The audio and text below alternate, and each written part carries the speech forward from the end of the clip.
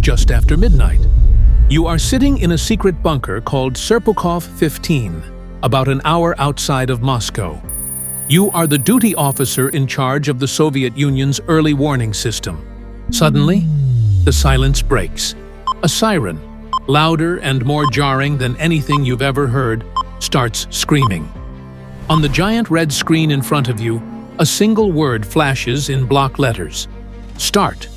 Launch. The system is telling you that the United States has just fired a nuclear missile at the Soviet Union. You have roughly 20 minutes before impact. Do you report it and trigger World War III? Or would you trust your gut and assume the machine is lying? To understand why this moment was so terrifying, we have to look at the year, September 26, 1983. Tensions weren't just high. They were at a breaking point. Just 3 weeks earlier, the Soviet Union had shot down a Korean Airlines passenger jet. President Ronald Reagan was calling the USSR an evil empire. Everyone was waiting for the other shoe to drop. The Soviets had just deployed a brand new billion-dollar satellite system called OKO, the Eye. Unlike previous systems, these satellites didn't just look for radar blips, they were looking for the heat signature of a rocket engine. To stay in constant contact with the missile fields in North Dakota, these satellites used a highly specific path called a Molniya orbit.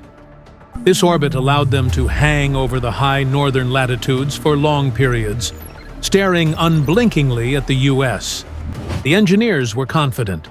The code was supposed to be foolproof. If it saw a launch, it was a launch. Back in the bunker, Stanislav Petrov is staring at the screen. The siren is blaring.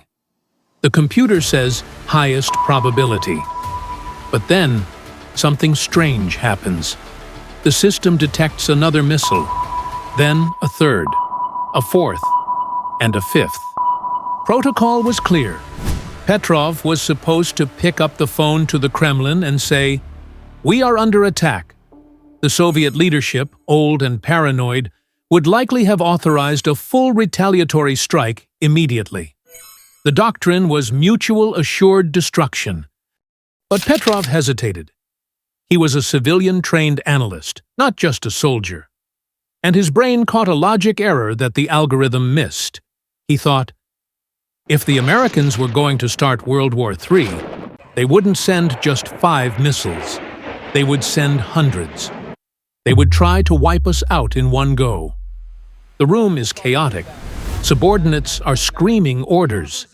The computer is practically begging him to validate the attack.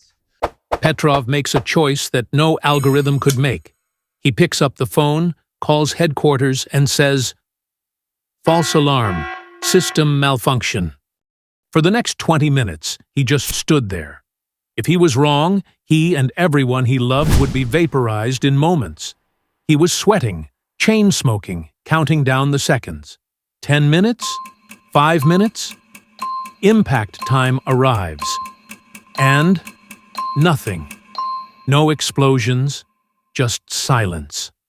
So, what happened? Was it a hack? A glitch? It was actually physics. It turns out, on that specific day, the Earth, the satellite, and the Sun aligned perfectly. It was the autumn equinox.